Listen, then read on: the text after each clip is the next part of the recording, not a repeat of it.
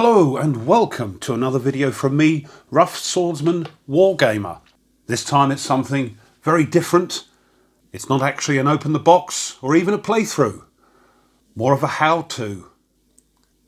This video came about because I've started a series called Play It Safe, which is about print and play solo games you can download, make up yourself and play during these weird times we're experiencing at the moment. And a few of my subscribers have asked, how do I make things like the cards and the counters? I'm not saying my way is the best way, but this is the way I make them. So we'll first have a look at cards. When you download the files for cards, they normally come on two separate PDF pages. And one of my big mistakes at the beginning was to print both those pages on a single piece of card and then wonder why when I cut them out they didn't match up. So what I do now is I print one side on a piece of card, and this card incidentally, if you live in the UK, I get this from Wilkinson's. It's pretty cheap and nice thickness.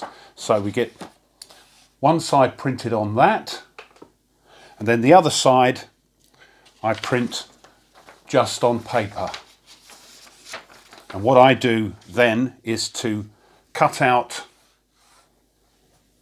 this side of the card, and I'm going to then cut two sides of this side of the card and line them up with the card side. Let me show you what I mean.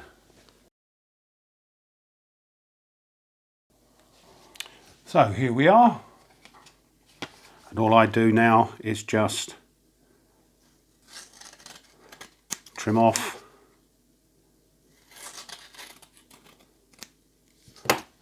and we've got our sort of card ready to finish off. Next thing I do, if you can see here, there's like black lines, and what I need to do is reduce that down, just trim, make it neat so they fit into sleeves. I put all my cards into sleeves. A, it makes them easier to shuffle, and B, if there's any discrepancies with size when you trim, this will hide it, so there's no giveaway as to what card is what if one's a slightly different size. And then once it's all trimmed into the sleeve, and there we are. Nice sturdy card. If you want, you do what I do, and I just trim the edges with my counter cutter, but you don't have to do that. And there we go. That's how I make my cards. Counters.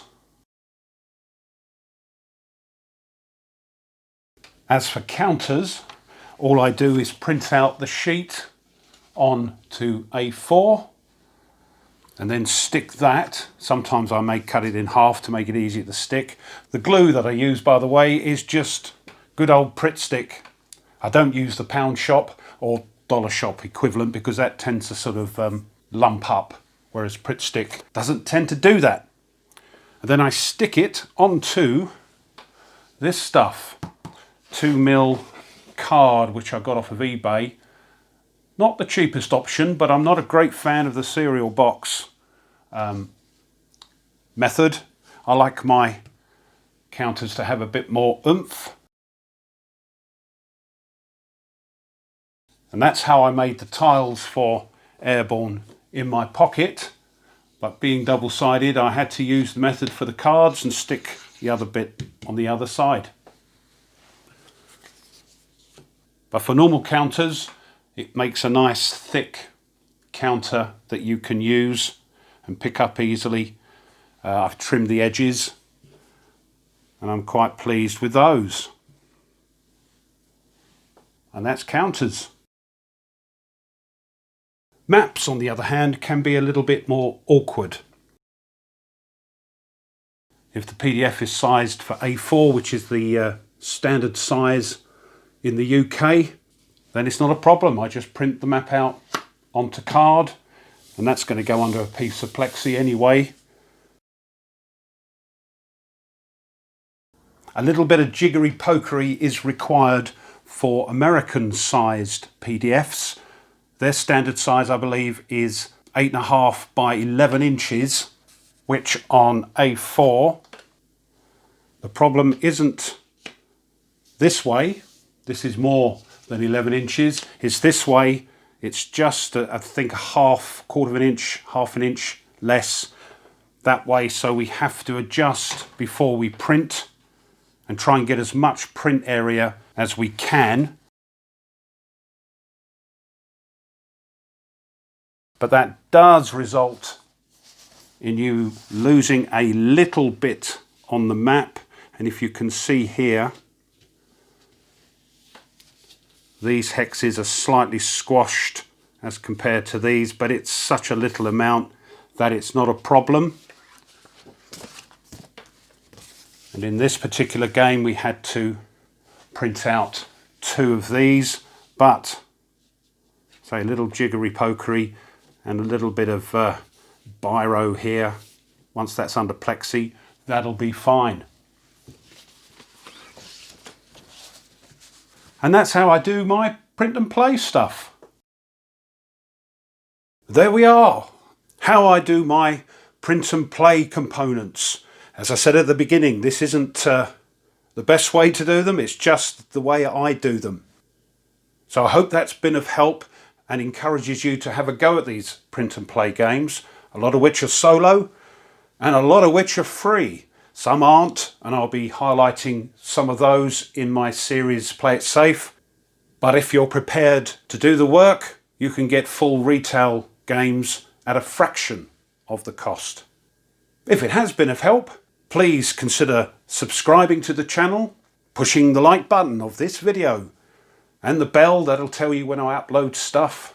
Leave a comment, because as I say, you may have a better way, and we need to know what it is so we can share it around with everybody else.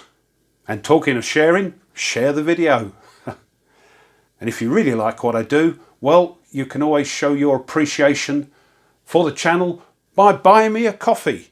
Doesn't cost a lot. And believe me, it does help to keep uploading content. So this has been a little video showing you how I make my components for the Play It Safe series. So until next time, you take care, play it safe, and goodbye.